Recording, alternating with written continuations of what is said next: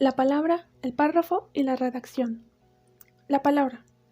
Los primeros intentos de definir la palabra datan de la época de la antigüedad clásica, con tres concepciones: la platónica, la aristotélica y la filosofía estoica.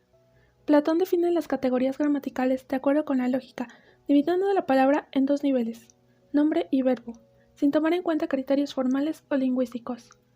Para Aristóteles, la palabra es la unidad mínima significativa.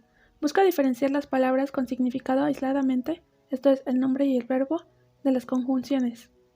En la filosofía estoica se nombraron 4 clases o categorías primarias: nombre, verbo, conjunción y artículo. Esto tuvo una poderosa influencia hasta casi nuestros días. La escuela alejandrina constituye el primer intento de especialización dentro del campo de los estudios gramaticales. Aquí nacen los primeros lexicógrafos, retóricos, glosadores, entre otros. Varrón, en su obra de lengua latina, distingue 3 partes en el enfoque de los estudios gramaticales: etimología, morfología y sintaxis. También, para su división de las partes de la oración, se basa en criterios semánticos, estableciendo 8 clases: nombre, verbo, participio, pronombre, preposición, adverbio, interjección y conjunción. Las palabras son símbolos, tienen como referente objetos del mundo externos al lenguaje. Es estudiada por la lexicología, la cual estudia la observación y el análisis del vocabulario, y por la etimología, que se encarga de la descripción del origen y el proceso evolutivo de la palabra. En la relación entre una palabra y el mundo se estudian 3 aspectos: la expresión de la palabra, el concepto con el que se asocia y la cosa a la que se refiere, o el referente. Este puede ser múltiple, pero el significado es único. La concepción del significado de la palabra comprende un pensamiento generalizado y el intercambio social. La palabra puede ser clasificada de 2 maneras: por su origen, dentro de las que se encuentran la primitiva, que se refiere a aquellas que no derivan de otra perteneciente a la misma lengua, por ejemplo, casa, pluma, mar; la derivada, formada mediante la adición de un prefijo o sufijo, como por ejemplo casita, plumero o submarino; y la compuesta, que es la combinación de 2 o más palabras, como picaflor o sacacorchos. También puede ser clasificada por número de sílabas en monosílabas y polisílabas, que estas pueden ser bisílabas, trisílabas o cuatrisílabas, dentro de las que, según la posición de la sílaba tónica, poseen el nombre de agudas, graves, estrújulas o sobreestrújulas. La importancia de la palabra. Desde la educación temprana, la comunicación pasa por reacciones estímulo-respuesta, y las primeras palabras tienen una finalidad específica.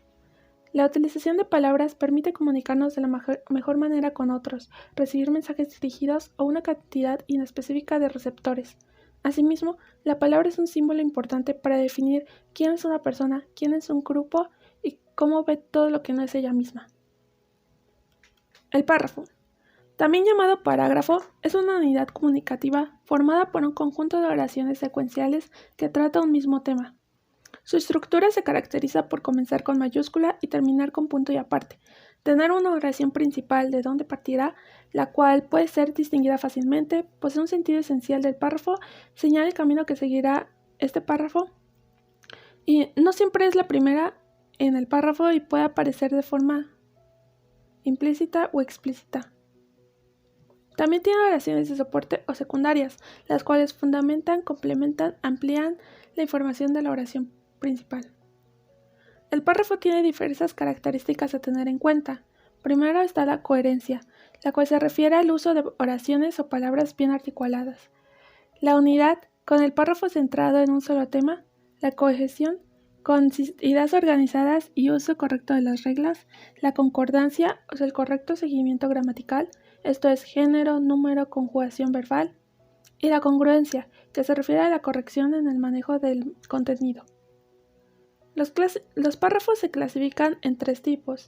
Según su oración principal, puede ser deductivo, en el que la idea principal está al principio; inductivo, aquí primero están las ideas secundarias y la principal está al final; de variación de orden deductivo, la idea principal está al principio, luego se desarrollan las ideas secundarias y se vuelve a retomar la idea principal; e implícito, la idea principal está disgregada en todo el párrafo. Según la función, se dividen en descriptivo. Aquí el autor utiliza todos sus sentidos para delinear los atributos de los objetos y sucesos percibidos. El narrativo, también llamado cronológico, es una secuencia de afirmaciones que no requieren garantía o demostración de sus habilidades, como la noticia, la crónica o el cuento. En el expositivo se explica o desarrolla más ampliamente un tema. El comparativo presenta contrastes entre objetos o ideas para diferenciar o decir sus semejanzas. El de causa-efecto habla de consecuencias de determinadas situaciones. El argumentativo da razones que fundamentan una postura para persuadir a un receptor. Los relativos presentan ideas de manera relativa y su interpretación es diferente para cada lector. Y como su nombre lo dice, los de enumeración enumeran situaciones de lo más a lo menos importante. Y finalmente, el dialogado es una conversación entre hablante y oyente. En un texto también existe una división de párrafos de acuerdo a su posición dentro del escrito. El introductorio es aquel que introduce el texto. En el desarrollo se van desglosando y desarrollando el objetivo, el tema o elementos que se abordan. Los transitivos generalmente son cortos y sirven para ligar un párrafo con otro cuando se cambia el tema abruptamente. Y finalmente los de conclusión son un breve resumen que redondea el tema y trata de dejar clara la tesis al lector o el tema abordado. La redacción. De acuerdo a Hilda Basulto, redactar es un proceso de construcción de escritos que implica un estado cultural avanzado de quien la ejercita. Una buena redacción se caracteriza por ser clara, concisa, sencilla, densa, exacta, precisa, natural, original y breve. Estos elementos en conjunto dan fuerza al estilo del escrito. De acuerdo a Martín Vivaldi, existen 4 reglas de estilística a seguir en la redacción. Poner una cosa después de la otra y no mirar a los lados. No entretenerse. No cargar a un sustantivo con más de un adjetivo cuando no es necesario y evitar la lentitud. En la vida cotidiana, un discurso escrito se presenta en una carta, en un oficio, en un anuncio, entre otras cosas, y para que estos cumplan las características descritas, se pone en desarrollo 3 fases. La planeación, en donde se leen aquellos materiales sobre lo que se desea plasmar en el escrito, la escritura, dentro de la que se desarrollan la introducción, el cuerpo y las conclusiones del tema, y finalmente la revisión, en la cual se revisan y corrigen todas las partes de la obra escrita.